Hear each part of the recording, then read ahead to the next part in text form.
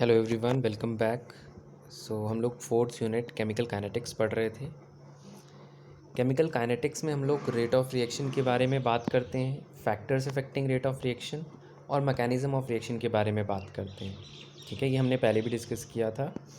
Rate of reaction हमने already काफ़ी detail में पढ़ लिया है अपनी पिछली वीडियोज़ में। आज हम लोग बात करेंगे factors affecting rate of reaction के बारे में। ओके, आज का टॉपिक हमारा रहेगा factors affecting rate of reaction. उसको हम काफ़ी डिटेल में स्टडी करेंगे आज, और हमने रेट ऑफ रिएक्शन ऑलरेडी कर लिया है। ठीक है, सो ये आ गया आपका factors affecting rate of reaction. Rate of reaction मतलब रिएक्शन की स्पीड। रिएक्शन की स्पीड किन फैक्टर्स पे डिपेंड करती है?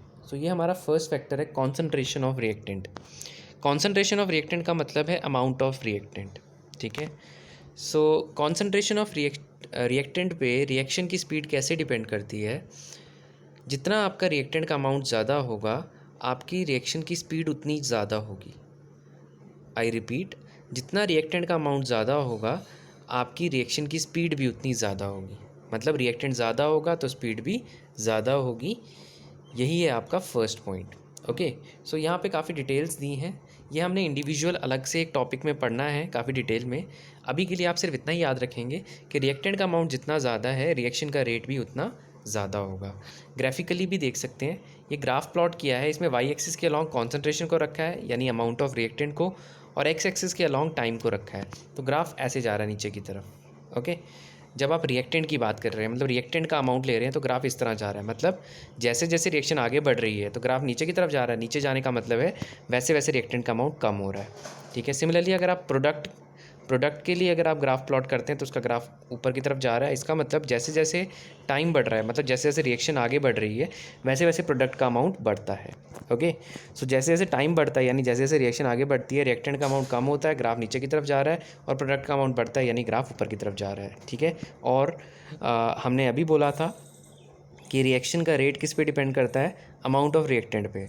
रिएक्टेंट बढ़ेगा तो रेट बढ़ेगा, रिएक्टेंट कम हो तो रेट कम हो जाएगा।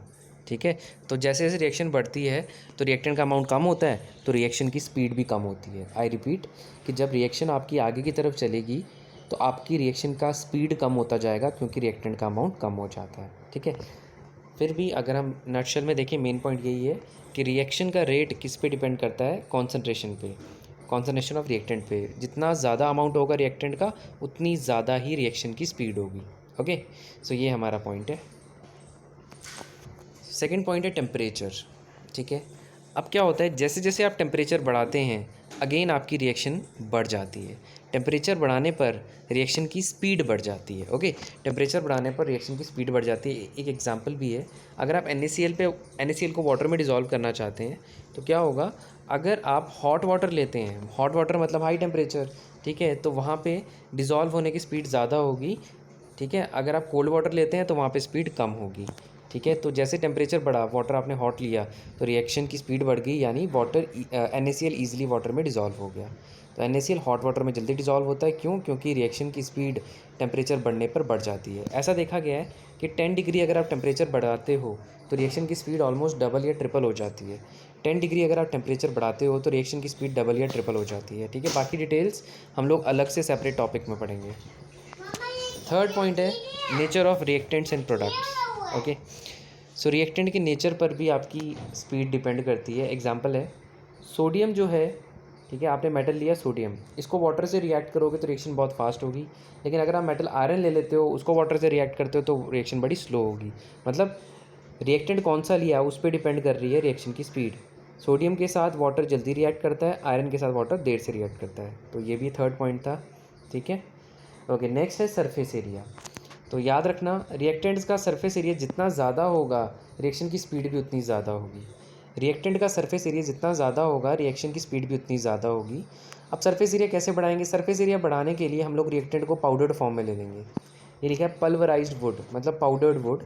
ठीक है, या आप बोल सकते हो वुड के छोटे छोटे पीसेस जल्दी जलेंगे as compare to log of would.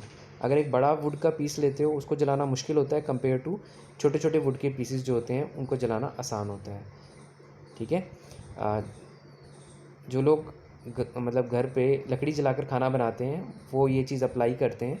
वो लोग लकड़ी के छोटे छोटे पीसेस देते हैं, पतली पतली लकड़ियाँ लेते हैं, क्योंकि वो जल्दी उनको आग लगती है एज़ कम्पेयर टू अगर आप पूरा मोटी लकड़ी का पूरा लॉग लो, मोटी लकड़ी लो, तो वो जल्दी नहीं जलेगी। ठीक है, तो ये जो नॉलेज है इसको ऑलरेडी हमारे एंसेस्टर्स यूज़ करते आए हैं। ठीक है, तो क्या सीखा हमने कि सरफेस एरिया बढ़ाओगे तो रिएक्शन का रेट बढ़ेगा। ठीक है, तो लकड़ी के छोटे पीसेस जल्दी रिएक्ट करेंगे, मतलब जल्दी उनको आग लगेगी एज़ कम्पेयर टू जो बिगर लॉग होगा लकड़ी का।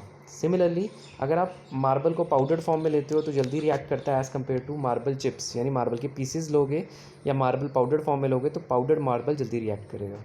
ठीक है, तो ये हमारा 4th पॉइंट था।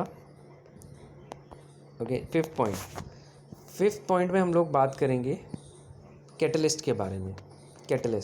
कैटलिस्ट वो सब्सटेंस होते हैं जो रिएक्शन की स्पीड को चेंज कर सकते हैं। जनरली कैटलिस्ट वर्ड हम तभी यूज़ करते हैं जब हम रिएक्शन की स्पीड बढ़ाते हैं, मतलब कैटलिस्ट वो सब्सटेंसेस हैं जो रिएक्शन की स्पीड को बढ़ा सकते हैं। ओके, यहाँ एक एग्जांपल है। लेट अस सपोज आपके पास हाइड्रोजन और ऑक्सीजन गैसेज हैं, अगर आप उनको रिएक्ट करने की कोशिश करते हैं तो वो रिएक्ट नहीं करेंगे। इवन कि आप उसको 50 साल के लिए एक साथ रख दें तब भी वो रिएक्ट नहीं करेंगी।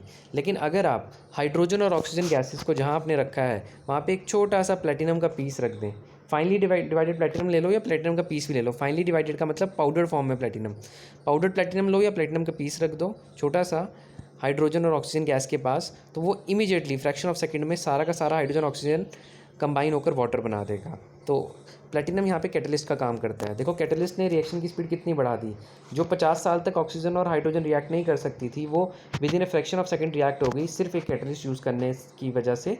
ठीक है, कैटलिस्ट कौन सा यूज़ किया, प्लेटिनम। ओके, ऐसे बहुत सारी रिएक्शंस हैं जहाँ पे हम अलग अलग कैटलिस्ट पढ़ते हैं, तो वो कमिंग चैप्टर्स में हम लोग धीरे धीरे उनके बारे में भी बात करेंगे। एंड यहाँ पर ना कैटलिस्ट के एक्सप्लेनेशन में ये एक्टिवेशन एनर्जी, ऑल्टरनेट पाथ, ये सब वर्ड्स यूज़ किए हैं। इनके लिए हम अलग से टॉपिक पढ़ेंगे इसी चैप्टर में। ठीक है, चैप्टर के एंडिंग में अलग से हमारे पास टॉपिक है प्रेजेंस ऑफ कैटलिस्ट या इफेक्ट ऑफ कैटलिस्ट, तो वो हम डिटेल में वहाँ पढ़ेंगे। फिलहाल तो इतना ही याद रखेंगे कि कैटलिस्ट रिएक्शन की स्पीड को बढ़ा देता है।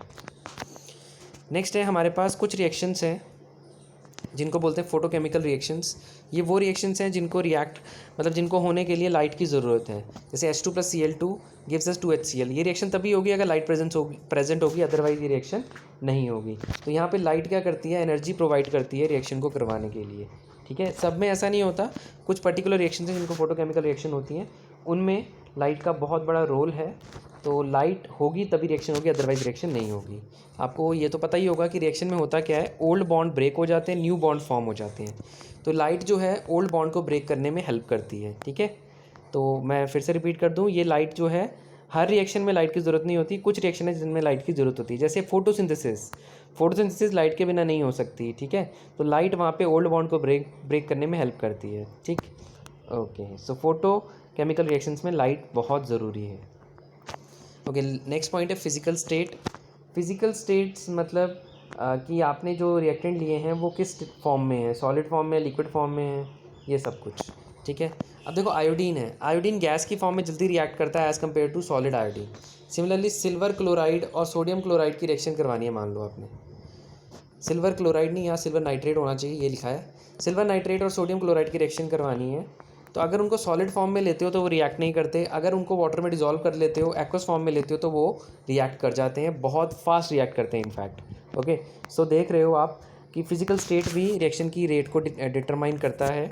जैसे सॉलिड आयोडीन है, उसको घंटों तक रहने दो, वो रिएक्ट नहीं करेगा, लेकिन गैशियस आयोडीन बहुत जल्द रिएक्ट कर जाएगा। सिमिलरली सिल्वर नाइट्रेट और NaCl अगर आप सॉलिड फॉर्म में एक साथ रख देते हैं तो वो रिएक्ट नहीं करते हैं। ठीक है, या सालों तक भी रहने दो तब भी रिएक्ट नहीं करते हैं, लेकिन अगर उनको सॉल्यूशन की फॉर्म में लेते हो और उनको मिक्स कर देते हो तो वो इमीडिएटली रिएक्ट कर जाएंगे। ठीक है, तो फिजिकल स्टेट का भी बहुत बड़ा रोल है। तो ये हमने आज बात की factors affecting rate of reaction. So हमने कौन कौन सा फैक्टर पढ़ा, सबसे पहला फैक्टर था कॉन्सेंट्रेशन। हमने क्या बताया कि अगर आप रिएक्टेंट का अमाउंट बढ़ा देते हो तो रिएक्शन की स्पीड बढ़ जाती है। सेकंड फैक्टर हमने पढ़ा टेम्परेचर। उसमें हमने किस बारे में बात की, हमने बोला अगर आप टेम्परेचर बढ़ा देते हो, अगर आप टेम्परेचर इंक्रीज़ कर देते हो तो रिएक्शन की स्पीड बढ़ जाती है। नेक्स्ट हम लोगों ने बात की नेचर ऑफ रिएक्टेंट के बारे में। वहाँ पे आपने देखा कि कुछ रिएक्टेंट जल्दी रिएक्ट करते हैं, कुछ देर से रिएक्ट करते हैं। जैसे सोडियम जो है इमीडिएटली वाटर से रिएक्ट करता है, बट आयरन जो है वो इमीडिएटली रिएक्ट नहीं करता, बहुत स्लोली रिएक्ट करता है। फिर हमने सरफेस एरिया के बारे में बात की। सरफेस एरिया जितना ज़्यादा होगा रिएक्शन उतनी फास्ट होगी। सरफेस एरिया बढ़ाने के लिए आपको क्या करना पड़ता है, किसी भी सब्सटेंस के स्मॉल स्मॉल पीसेस लेने पड़ते हैं। जैसे वुड के स्मॉल पीसेस ले लो तो वो जल्दी बर्न हो जाता है, या फिर आप सरफेस एरिया बढ़ाने के लिए पाउडर्ड फॉर्म में ले सकते हो। जैसे मार्बल को पाउडर्ड फॉर्म में ले लो तो जल्दी रिएक्ट कर जाता है। नेक्स्ट हम लोगों ने बात की कैटलिस्ट के बारे में। अगर कैटलिस्ट क्या होता है, वो सब्सटेंस जो रिएक्शन के रेट को बढ़ा देते हैं। किसी भी रिएक्शन में अगर कैटलिस्ट प्रेजेंट होगा तो उसका रेट क्या हो जाएगा, बढ़ जाएगा। नेक्स्ट हम लोगों ने बात की फोटोकेमिकल रिएक्शंस में लाइट के रोल के बारे में। फोटोकेमिकल रिएक्शंस लाइट की प्रेजेंस में ही होंगी, क्योंकि लाइट फोटोकेमिकल रिएक्शंस में बॉन्ड ब्रेकिंग में हेल्प करती है।